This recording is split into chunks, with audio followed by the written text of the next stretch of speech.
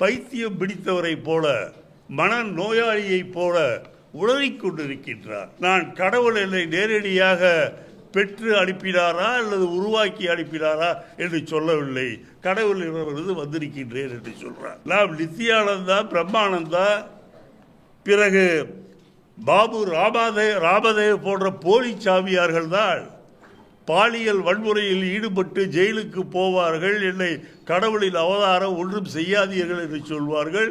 நித்யானந்தா வரிசையிலே நம்முடைய மோடி அவர்கள் இன்றைக்கு சேர்ந்திருக்கின்றார். நீங்கள் தாலியை எல்லாம் பத்திரமாக வைத்துக் கொள்ளுங்கள், ஏனென்றால் அந்த தாலியை எல்லாம் பிடுங்கி அவர்கள் முஸ்லிம்களுக்கு கொடுத்து விடுவார்கள் என்று சொன்னார். முதலில் இவர் கட்டிய தாலியை இவர் காப்பாற்றினாரா என்றால் அது கேள்விக்குறிதான். நம்முடைய தமிழகத்தை வஞ்சிக்க வேண்டும் என்ற வெறி கொண்டு அலைகின்றார். நம்மை ஏமாற்றுவதற்கு வேஷ்டி கட்டுகின்றார், நம்மை ஏமாற்றுவதற்கு திருக்குறள் படிக்கின்றார், புதிதாக சொல்லி இருக்கின்றார் தமிழர்கள் திருடர்கள் என்று. தமிழர்கள் திருடர்கள் என்று சொன்னால் குஜராத்திகளை என்ன சொல்வது? கேவலமாக பேசுகின்ற மோடிக்கு தைரியம் எப்படி வந்தது என்று சொன்னால், எப்படியும் நாம் ஜெயித்து விடுவோம், நாம் மீண்டும் இந்த நாட்டை ஆளலாம் என்று தவறி தனிப்பட்ட முறையில் சென்னை வந்தாலும் இனிமேல் தயவு செய்து வேஷ்டி கட்டி கொண்டு வராதீர்கள். அதற்கென்று இதை வேற ஏதாவது கட்டிக்கல் அர்த்தம். வேஷ்டி கட்டி கொண்டு வராதீர்கள் என்றால் நீங்கள் வேற மாதிரி நடித்து விடக்கூடாது. தமிழர்களை திருடர்கள் என்று சொன்ன போது தமிழகத்திலே இருந்து அதை எதிர்த்து முதல் குரல் கொடுத்த ஆண்மகன் யார் என்று சொன்னால் நம்முடைய மரியாதைக்குரிய முதலமைச்சர் ஸ்டாலின் அவர்கள்.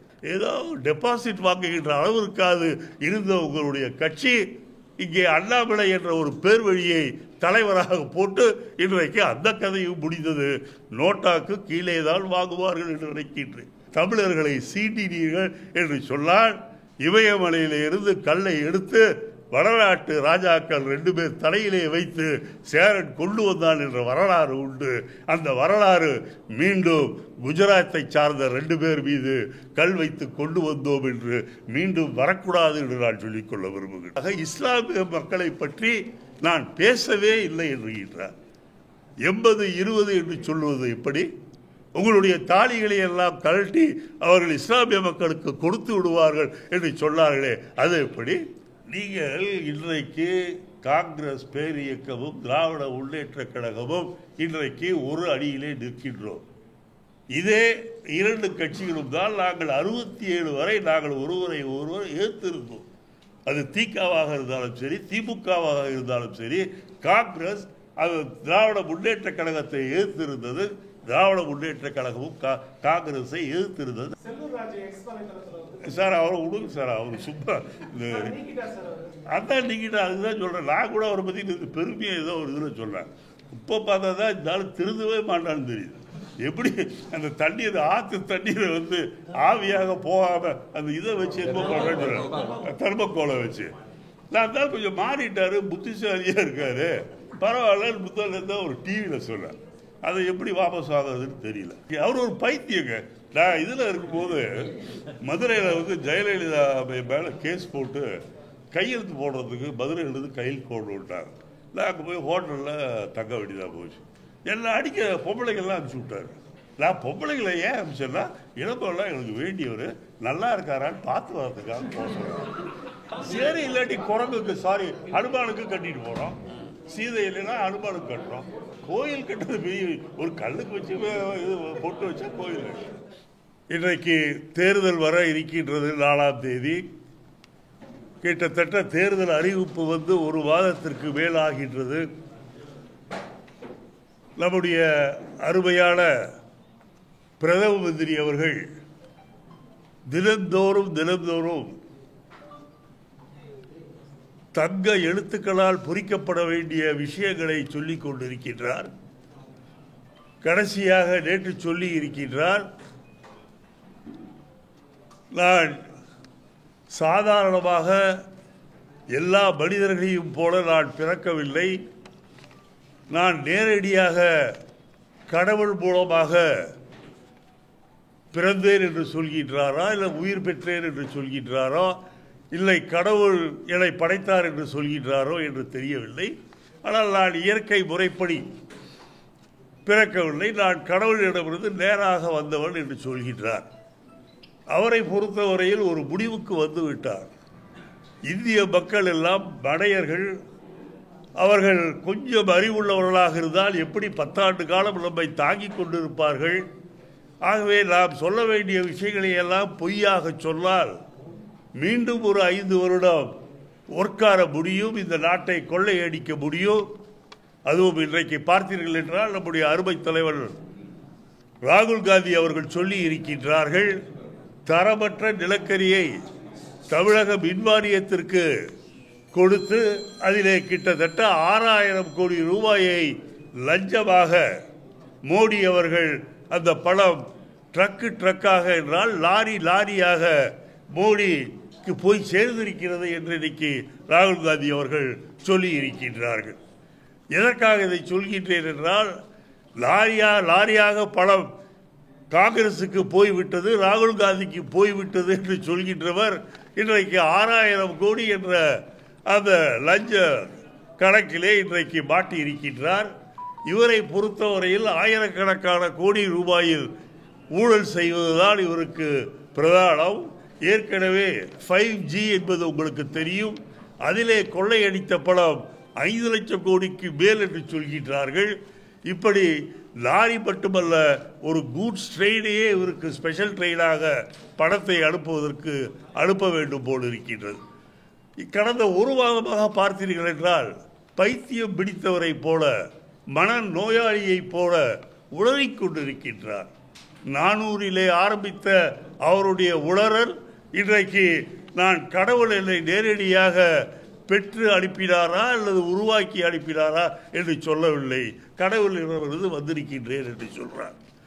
நாம் நித்யானந்தா, பிரம்மானந்தா, பிறகு பாபு ராமதேவ் போன்ற போலி சாமியார்கள் தான் பாலியல் வன்முறையில் ஈடுபட்டு ஜெயிலுக்கு போவார்கள். என்னை கடவுளின் அவதாரம் ஒன்றும் செய்யாதீர்கள் என்று சொல்வார்கள்.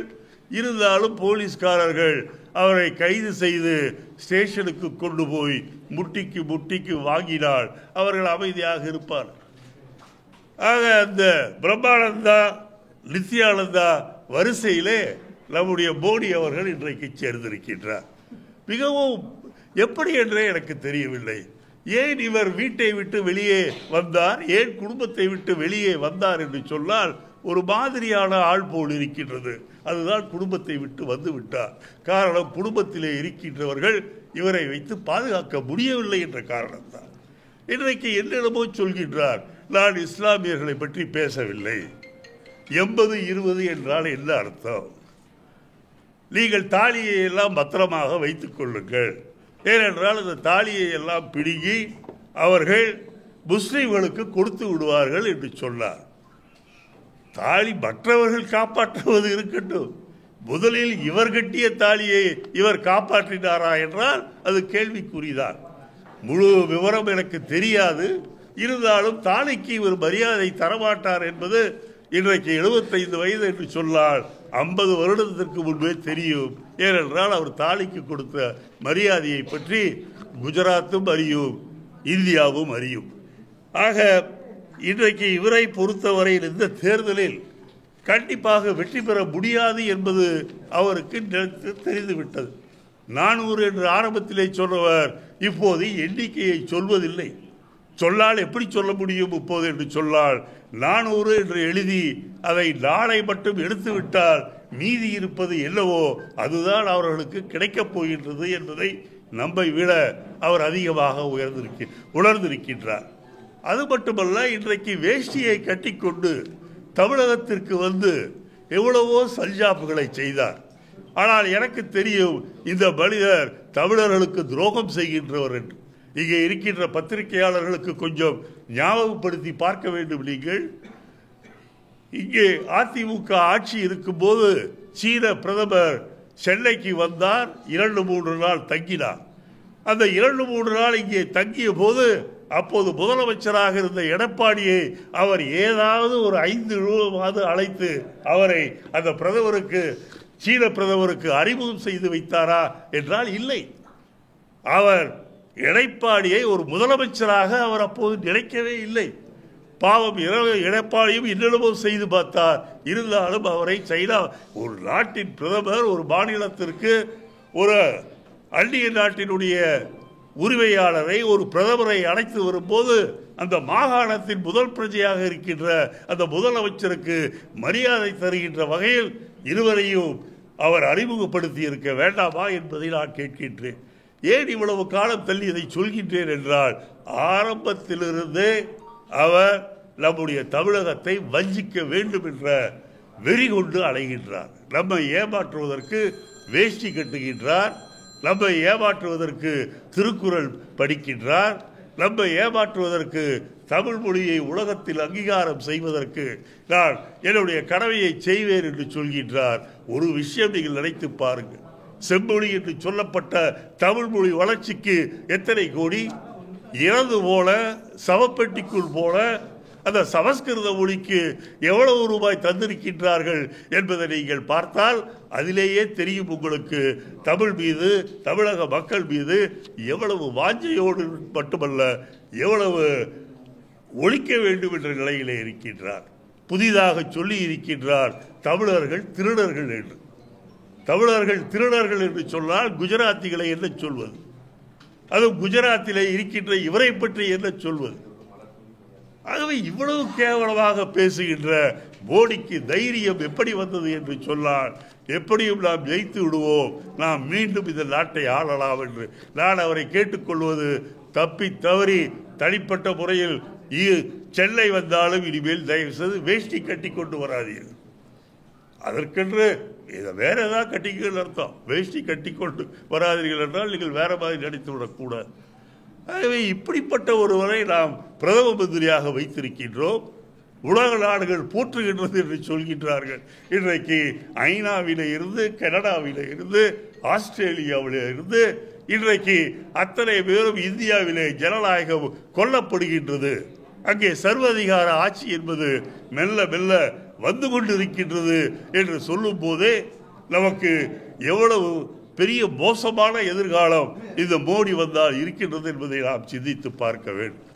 ஆகவே அருமை தோழர்களே, படிக்க வேண்டும், அருமை பத்திரிகையாளர்களே, நீங்கள் இதை எழுத வேண்டும். இன்றைக்கு பத்திரிகையாளர்களை பொறுத்தவரையில் 10-15 நாட்களாக மோடியை தூக்கி எறிந்தவர்கள் கூட இன்றைக்கு மோடியினுடைய உண்மையான நிறத்தை, உண்மையான குணத்தை, உண்மையான உருவத்தை அறிந்து கொண்டு இன்றைக்கு உண்மைகளை அப்படியே எழுதுகின்ற பத்திரிகையாளர்களுக்கு என்னுடைய வாழ்த்துக்கள். நான் எல்லா பத்திரிகைக்காரர்களையும் சொல்லவில்லை, குறிப்பிட்ட அப்படி சில பேர். ஆகவே இன்றைக்கு நாட்டின் நிலைமையை உணர்ந்து வர இருக்கின்ற தேர்தலில் முடிவுகள் எப்படி இருக்கும் என்பதை முன்கூட்டியே அறிந்து கொண்ட பத்திரிகையாளர்கள் இன்றைக்கு மோடியை பற்றி என்ன எழுத வேண்டுமோ அதை எழுதி கொண்டிருக்கின்றார்கள். அவர்களுக்கு நாம் நன்றி சொல்ல வேண்டும். அது மட்டுமல்ல, தமிழர்களை திருடர்கள் என்று சொன்னபோது தமிழகத்திலே இருந்து அதை எதிர்த்து முதல் குரல் கொடுத்த ஆண்மகன் யார் என்று சொன்னால் நம்முடைய மரியாதைக்குரிய முதலமைச்சர் ஸ்டாலின் அவர்கள். எதற்கு இதை சொல்கின்றேன் என்றால், தமிழகத்தை பொறுத்தவரையில், தமிழகத்தை ஆளுகின்றவர்களை பொறுத்தவரையிலும் நாங்கள் இந்த தமிழ் மக்கள் விவேகம் உள்ளவர்கள் என்பதோடு மட்டுமல்ல, நன்றி மறக்காதவர்கள். ஆனால் இழிவுபடுத்தினால் எவ்வளவு பெரிய ஆளாக இருந்தாலும் திருப்பி தருவோம் என்ற துணியில்தான் நேற்றைக்கு ஸ்டாலின் அவர்கள் இவருடைய அறிக்கை வந்த 2 மணி நேரத்தில் அவர் அதை சொல்லி இருக்கின்றார்கள். ஆகவே இன்னொன்றும் சொல்கின்றார்கள், நான் பாண்டியனைத்தான் சொன்னேன் என்று. பாண்டியனைத்தான் சொன்னேன் என்று சொன்னால் ஏன் பாண்டியன் பெயரை சொல்லி இருக்க வேண்டியதுதானே? எதற்கு ஒட்டுமொத்தமாக தமிழகத்தில் இருக்கின்றது சாவி, தமிழகத்தை எடுத்துக்கொண்டு போய்விட்டார்கள், திருடி கொண்டு போய்விட்டார்கள் என்று சொல்வதை எப்படி நாம் ஏற்றுக்கொள்ள முடியும் என்பதை நாம் அவர்களுக்கு சொல்லியாக வேண்டும். கண்டிப்பாக தமிழகத்திலே பிறந்த பாண்டியன் ஒரிசாவிலே அரசியல் செய்யக்கூடாது, அங்கே ஒரு பதவிக்கு வரக்கூடாது என்று சொல்வாரானால் எப்படி பாகிஸ்தானிலே பிறந்த அத்வானியை உள்துறை அமைச்சராக ஆக்கினார்கள்? எப்படி பாகிஸ்தானில் பிறந்த குஜ்ராலை எப்படி நாட்டினுடைய பிரதமராக சில நாட்கள் வைத்திருந்தோம்? ஆகவே இதையெல்லாம் நீங்கள் சிந்தித்து பார்க்க வேண்டும். தமிழகத்தை பொறுத்தவரையில் எங்களுக்கு நாட்டின் ஒருமைப்பாட்டில் நம்பிக்கையுள்ளவர்கள் நாங்கள். எங்களை பொறுத்தவரையில் நம்முடைய புரட்சித் தலைவர் எம்ஜிஆர் அவர்கள் சிலோனில் பிறந்தார் என்று சொல்வார்கள், இல்லை என்றால் கேரளாவிலே பிறந்தார் என்று சொல்வார்கள். அதே போல் ஜெயலலிதா கர்நாடகத்திலே பிறந்தவர் என்று சொல்வார்கள். 2 பேரும் இங்கே முதலமைச்சராக இருந்தார்கள் என்பதோடு மட்டுமல்ல, இறந்து இவ்வளவு நாட்கள் வருடங்கள் ஆகியும் இன்றைக்கும் தமிழ் மக்கள் அவர்கள் மீது பாசம் காட்டுகின்றார்கள் என்று சொன்னால் தமிழக மக்கள் எவ்வளவு பெருந்தன்மையானவர்கள் என்பதை நீங்கள் புரிந்து கொள்ள வேண்டும். ஆக இந்த தேசத்தில் உண்மையான தேசபக்தியும் இந்த தேசம் ஒன்றாக இருக்க வேண்டும் என்று நினைப்பதில் தமிழக மக்கள்தான் முதன்மையானவர்கள் என்பதையும் நீங்கள் புரிந்து கொள்ள வேண்டும்.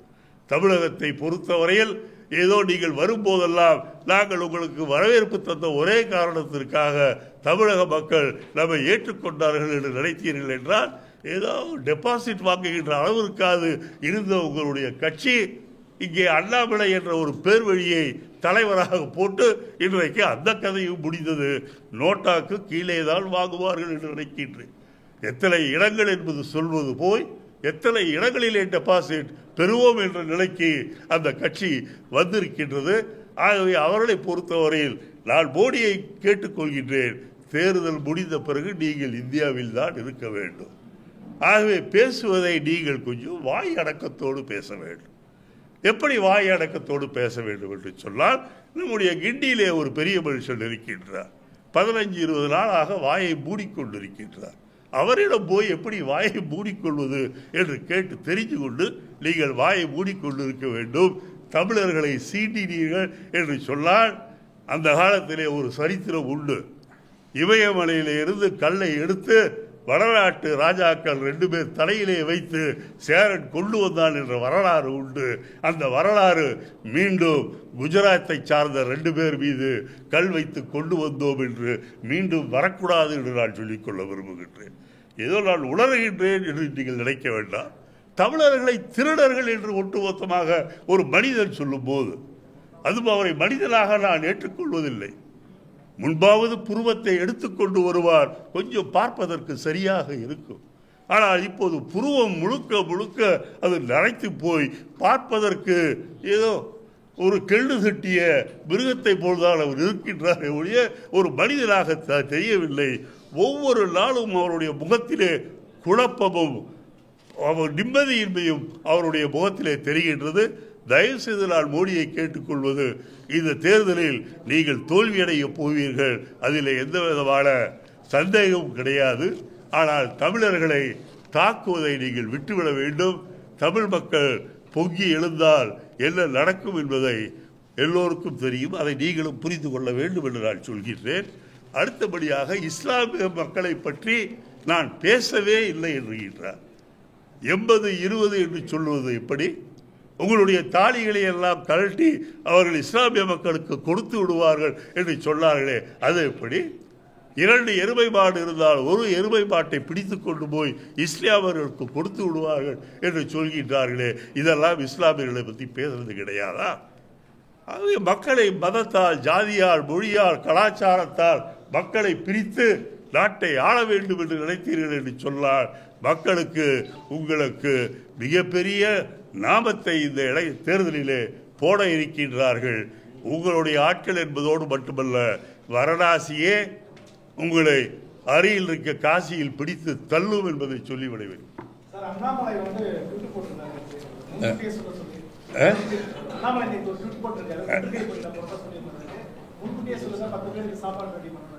ஆமாம், எங்களுக்கு நாங்கள் வந்தோம்னா எங்களுக்கு நான் வெஜிடேரியன் வேணும், எங்களுக்கு பீஃப் பிடிக்கும், அதெல்லாம் நான் வெஜிடேரியன் பீஃப் எல்லாம் பண்ணிடுறோம்.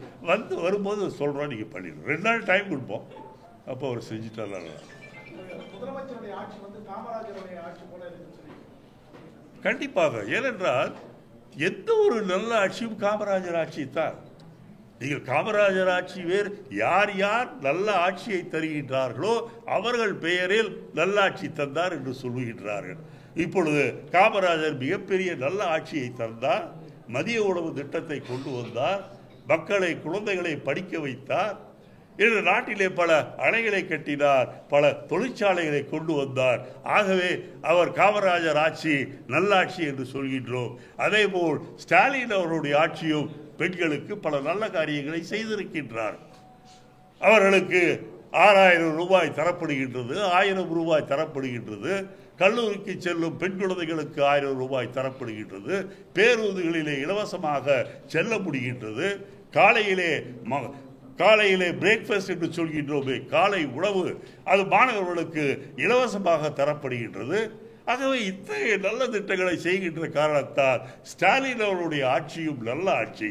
அது ஸ்டாலின் ஆட்சியாக இருந்தாலும் சரி, காமராஜர் ஆட்சியாக இருந்தாலும் சரி, யார் நல்லவைகளை செய்தாலும் அதை காமராஜர் ஆட்சி என்று சொல்லலாம், ஸ்டாலின் ஆட்சி என்று சொல்லலாம். அதில் வேறுபாடுகள் இருப்பதாக எனக்கு தெரியவில்லை. காவேரி நீர் வந்து கர்நாடகாவில் காவேரி நீர் வந்து தமிழ்நாட்டுக்கு கிடைக்க வேண்டும் என்று நேற்று அந்த டெல்லியிலே இருக்கின்ற அந்த குழு உத்தரவிட்டு இருக்கின்றது. தண்ணீர் வரும் என்று நினைக்கின்றனர்.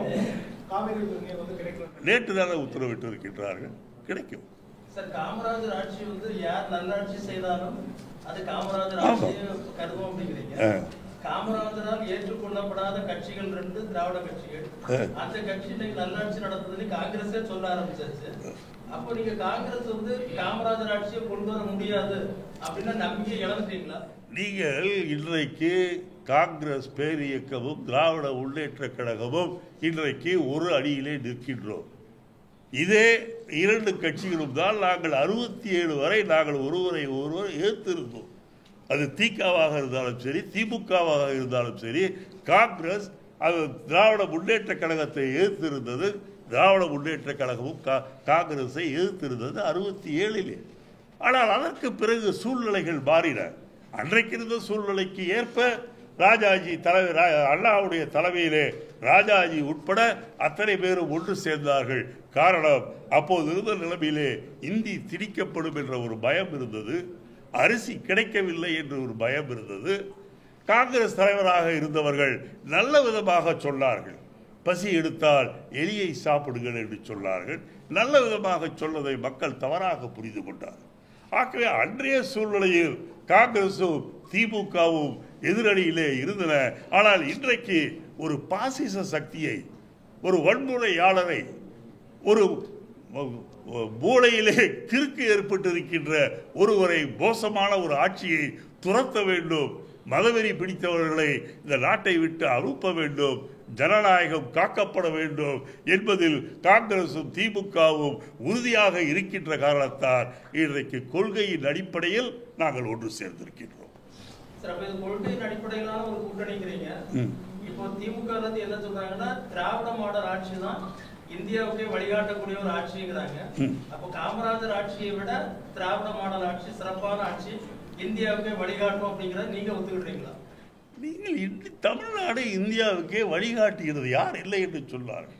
ஸ்டாலின் தலைமையில் இருக்கின்ற இந்த அரசாங்கம் இந்தியாவிற்கு வழிகாட்டுகிறது என்று சொன்னால், காமராஜர் தலைமையில் இருந்த அரசாங்கமும் அன்றைக்கு இந்தியாவிற்கு வழிகாட்டியது.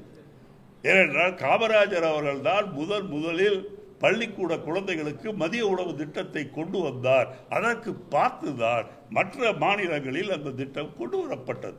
இன்றைக்கு காலை உணவு பள்ளிக்கூட குழந்தைகளுக்கு இலவசமாக தரப்படும் என்று ஸ்டாலின் அவர்கள் அறிவித்த பிறகுதான் பல மாநிலங்களில் செய்யப்படுகிறது என்பதோடு மட்டுமல்ல, கனடா போன்ற நாடுகளில் தமிழகத்தை பார்த்து நாங்கள் செய்கின்றோம், இது நல்ல திட்டம் என்று சொல்லக்கூடிய அளவிற்கு வந்திருக்கின்றது. ஆகவே தமிழகத்தில் நடைபெறுகின்ற ஆட்சிகள் ஒவ்வொன்றும் சில குறைபாடுகள் இருந்தாலும் கூட, காமராஜர் ஆட்சியாக இருந்தாலும் சரி, ஸ்டாலின் அவருடைய ஆட்சியாக இருந்தாலும் சரி, உலகத்தில் இருக்கின்ற மற்ற நாடுகளுக்கு எடுத்துக்காட்டாக இங்கே நல்ல ஆட்சிகள் நடைபெறுகின்றது என்பதை ஒத்துக்கொள்ள வேண்டும். இனி காமராஜர் ஆட்சிங்கிற உங்களுடைய கோஷம் இனி காமராஜர் ஆட்சி அப்படிங்கிற காங்கிரசினுடைய முழக்கம் இனி குறையுமா? நீங்கள் சத்தம் போடுவதிலேயோ முழக்கம் செய்வதிலேயோ ஒன்றும் விசேஷம் கிடையாது. காரியங்கள் நல்லபடியாக நடக்க வேண்டும், தமிழகத்திலே ஆட்சி நல்லபடியாக நடக்க வேண்டும். இன்றைக்கு தமிழக மக்கள் சில விஷயங்களிலே பாதிக்கப்பட்டு இருக்கின்றார்கள், அதெல்லாம் சரி செய்யப்பட வேண்டும் என்பதுதான் கொள்கையாக இருக்க வேண்டுமே தவிர கோஷங்கள் போடுவதால் எந்த பயனும் இருக்காது. நல்லாட்சி தருபவர்களை அவருடைய பெயரை வைத்து கூப்பிடுவதிலே இப்போது நீங்கள் இருக்கின்றீர்கள் ஒரு பத்திரிகை நிருபராக. ஆகவே நீங்கள் நல்லபடியாக என்னுடைய செய்திகளை நாளைக்கு போட்டீர்கள் என்றால் பத்திரிகை பெயரை சொல்வதை விட உங்கள் பெயரை சொல்லி மிக அருமையாக செய்திருக்கின்றார், நல்ல நிருபர் அவர் என்று நான் அப்படித்தானே புகழ முடியும். ஆனால் அதோட தவறு கிடையாது. செல்லூர் ராஜு எக்ஸ் வலைத்தளத்துல வந்து சார் அவரை விடுங்க சார், அவர் சும்மா இந்த நீக்கிட்டார் சார் அவரு. அதான் நீங்கிட்ட அதுதான் சொல்கிறேன். நான் கூட அவரை பற்றி பெருமையாக ஏதோ ஒரு இதில் சொல்கிறேன். இப்போ பார்த்தா தான் இந்த ஆள் திருந்தவே மாட்டான்னு தெரியுது. எப்படி அந்த தண்ணீர் ஆற்று தண்ணீரை வந்து ஆவியாக போகாமல் அந்த இதை வச்சு என்ன பண்ணுறேன்னு தர்மக்கோலை வச்சு நான் தான் கொஞ்சம் மாறிட்டாரு, புத்திசாலியாக இருக்காரு, பரவாயில்லன்னு புத்தகத்தை ஒரு டிவியில் சொல்கிறேன். அதை எப்படி வாபஸ் ஆகுறதுன்னு தெரியல. அந்த அந்த அந்த இன்னைக்கு அவர் ஒரு பைத்தியங்க. நான் இதில் இருக்கும்போது மதுரையில் வந்து ஜெயலலிதா மேலே கேஸ் போட்டு கையெழுத்து போடுறதுக்கு மதுரையிலிருந்து கையில் கொண்டு விட்டாங்க. நான் அங்கே போய் ஹோட்டலில் தங்க வேண்டியதாக போச்சு. எல்லாம் அடிக்க பொம்பளைகள்லாம் அடிச்சு விட்டாரு.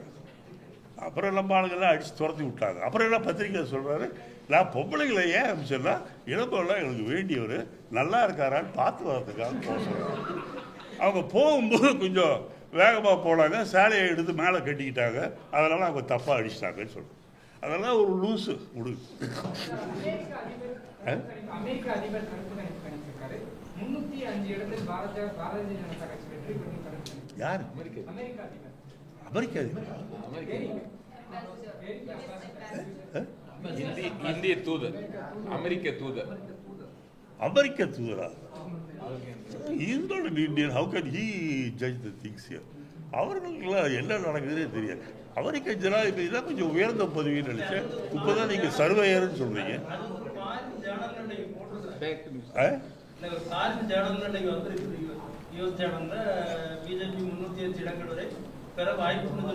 நானூறுன்னு சொன்னாங்களே. சரி நெல்லை மாவட்ட காங்கிரஸ் தலைவர் ஜெயக்குமாரோடைய அந்த வழக்கு 18 நாளுக்கு அப்புறம் சிபிசிஐடிக்கு மாற்றிருக்காங்க. இத்தனை நாளா தொடர்ந்து வழக்கு விசாரணை நேர்மையாகவும் தீவிரமாகவும் நடக்குதுன்னு காங்கிரஸ் வட்டாரங்கள் தெரிவித்தது. ஆனா இன்னைக்கு நேற்று வந்து சிபிசிஐடி மாற்றிருக்காங்க. இதை பத்தி உங்களோட கருத்து என்ன சார்? விரைவாக நடத்த வேண்டும் என்பதற்காக தான் சிபிசிஐடியை மாற்றி இருக்கின்றார்கள். கண்டிப்பாக இந்த அரசாங்கத்தை பொறுத்தவரையில் முதல்வராக இருக்கின்ற ஸ்டாலின் அவருடைய ஆட்சி நல்லாட்சி என்பதோடு மட்டுமல்ல, சட்டம் ஒழுங்கு காப்பாற்றப்பட்டு இருக்கின்றது. கண்டிப்பாக குற்றவாளியா அல்லது குற்றவாளிகளா என்பதை விரைவில் தமிழக காவல்துறை கண்டுபிடிக்கும். நீங்கள் 18 நாட்கள் சொல்கின்றீர்கள். வருடக்கணக்காக பல கொலை நிகழ்ச்சிகள் கண்டுபிடிக்கப்படாமலே இருக்கின்றது. தமிழ்நாட்டில் மட்டுமல்ல, உலகம் பூராவும் அப்படித்தான் இருக்கின்றது. ஆகவே 18 நாளுக்குள் கண்டுபிடித்து வேண்டும் என்று சொன்னால் நாம் கடவுள் அவதாரமாக இருக்கின்ற கொஞ்சம் இதாக இருக்கின்ற மோடியை போன்றவர்களை இங்கே வந்து சொல்லி ஏதாவது மஸ்தான் வேலை செய்யுங்க. தெரியுது இல்லை இல்லை, சில நாள் ஆகும். நீங்கள் சைக்கிளில் போய் நீங்கள் டபுள்ஸ் போய் அந்த காலத்தில் மாட்டிருப்பீங்களே, உடனே ஃபைனாக போட்டால் இப்போ தான் உடனே ஃபைன் போடுறான். அப்போ நீங்கள் கோர்ட்டுக்கு போகணும், நடக்கணும், வரணும், அதெல்லாம் இருந்துச்சு இல்லை.